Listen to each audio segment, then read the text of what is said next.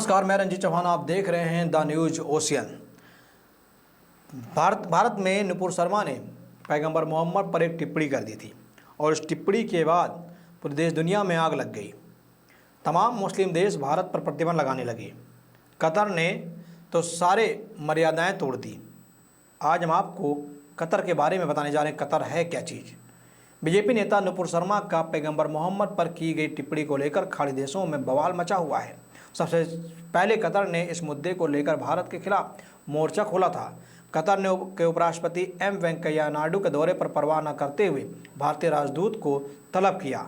साथ ही भारत सरकार से सार्वजनिक माफ़ी मांगने की अपील भी कर डाली। कतर के इस बयान को पूरी दुनिया के मुसलमानों का अपमान बताकर प्रभावित किया गया। इस कारण खाड़ी देशों खासकर कतर में भारतीय सामानों का बहिष्कार शुरू हो गया। दरअसल कतर का इस्लाम को लेकर भारत विरोध एक सोची समझी रणनीति का हिस्सा है। कतर पूरी दुनिया में सऊदी अरब को पछाड़कर इस्लामी देशों का रहनुमा बनना चाहता है। यही कारण है कि प्राकृतिक गैस संपन्न या छोटा सा अरब देश आतंकवादी संगठनों की फंडिंग करने से पीछे नहीं रह हटता है। आतंकवादियों को फंडिंग करता है, पैसे देता है। कतर के दुनिया भर के कई आतंकी समूहों से संबंध हैं। कतर पर Taliban, Islamic state, al Qaeda, Hezbollah, मुस्लिम ब्रदरहुड, अल नुसरा फ्रंट समेत दुनिया भर के कई खूंखार आतंकवादी संगठनों से संबंध होने के आरोप लगते रहते हैं। कतर पर इन आतंकी संगठनों की फंडिंग करने और पनाह देने के आरोप भी लगे हैं। इसके बावजूद यह खाड़ी देश अपनी जमीरी के दंभ में इस्लाम को लेकर राजनीतिक एजेंडे को चलाने से बाज नहीं आता है। 2014 में कतर पर ISIS की फंडिंग करने, 2020 में हिजबुल्लाह को आर्थिक मदद देने और जून 2021 में अंतर्राष्ट्रीय स्तर पर नामित आतंकवादी समूह अल नुसरा फ्रंट को पैसे भेजने के आरोप लगे हैं। इसके अलावा तालिबान के साथ कतर के रिश्ते भी जग जाहिर है। यही कारण है कि पिछले साल तालिबान के साथ बातचीत में कतर की भूमिका काफ़ी महत्वपूर्ण मानी गई। बता दें आपको कि कतर ने दोहा में खुलवाया था तालिबान का राजनीतिक कार्यालय। कतर ने अफगानिस्तान से खदेड़े जाने के बाद तालिबान की खुलकर मदद की थी।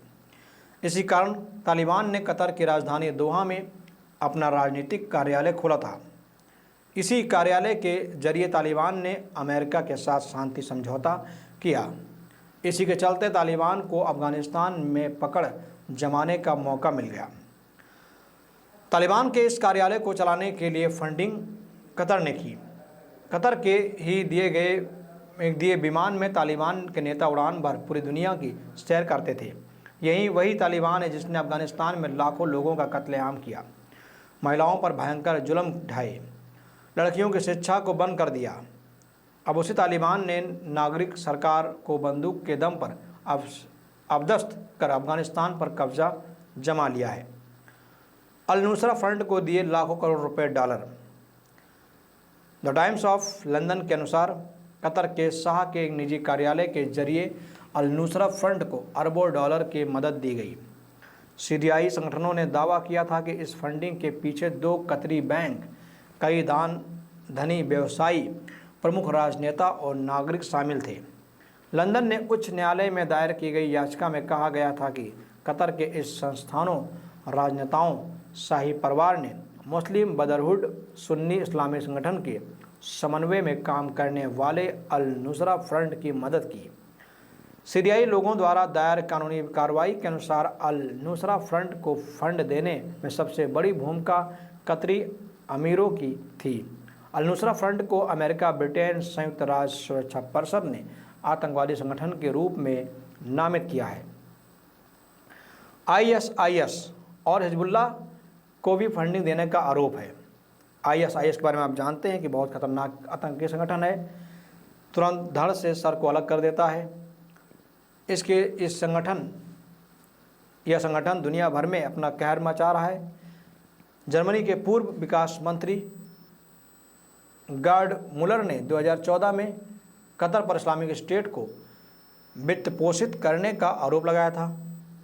यही वही साल था जब इस्लामिक स्टेट के आतंकवादियों ने सीरिया और इराक में धर्म के नाम पर जमकर तबाही मचाई थी।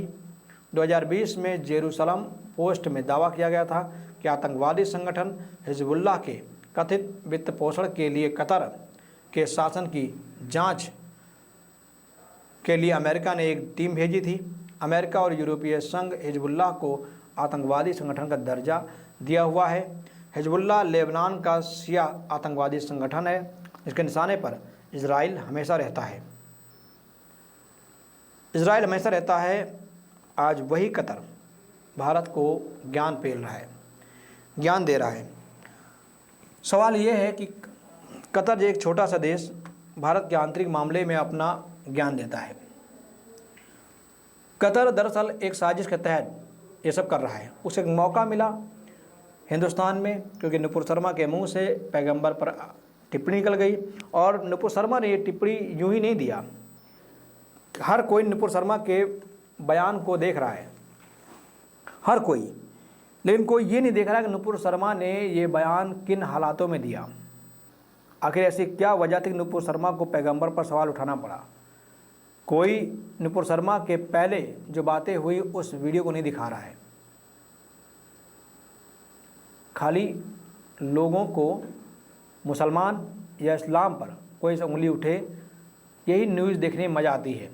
हिंदुओं पर कोई अगर न्यूज़ बनती है, मंदिरों को तोड़फोड़ होती है, भगवान शिव को गालियाँ दी जाती हैं, माता सीता को अपमान किया जाता है, तब किसी को न्यूज़ नहीं दिखती, ना न्यूज़ बनती है, ना हाहाकार मचता है। 130 करोड़ मुसलमान इस देश में हैं, माफ़ कीजिएगा 130 करोड़ जनसंख्या इस देश में है। मान लीजिए 30 करोड़ मुसलमान हैं और 100 करोड़ हिंदू हैं। अगर 100 करोड़ हिंदू एक साथ खड़े होकर अपनी बात रख दें तो दुनिया की ज़मीन हिल जाएगी, बड़े बड़े देश में हाहाकार मच जाएगा। एक बार खाली 100 करोड़ हिंदू हुंकार भर दे खाली बस। और जो कतर, जो सऊदी अरब हमारे लोगों को अपने देश में पनाह दिए हुए, अगर उन सऊदी अरब से मेरा कहना कि हमारे लोग वहाँ से चले आएँ या उन्हें हम निकाल दें तो सऊदी अरब जैसे देशों की ईंट चींट बच जाएगी।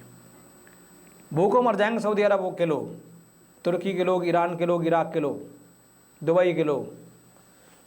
40% हिंदुस्तानी हैं विदेशों में जो दुनिया को, अरब देशों को चला रहे हैं, अरब देशों की अर्थव्यवस्था बनाए रखे हैं, उनकी फैक्ट्रियों में, उनके कारखानों में काम कर रहे हैं। सऊदी अरब में मजदूर नहीं मिलते। अगर भारत के लोग ना जाएं तो सऊदी अरब के कारखाने बंद पड़े रहेंगे। और सऊदी अरब हिंदुस्तान को धौंस दिखाता है। अरब देशों से मेरा इतना कहना कि अपनी हद में रहो तो अच्छा है, कायदे में रहोगे तो फ़ायदे में रहोगे। मेरा आपसे निवेदन है कि इस वीडियो को आप शेयर करें। बहुत बहुत धन्यवाद।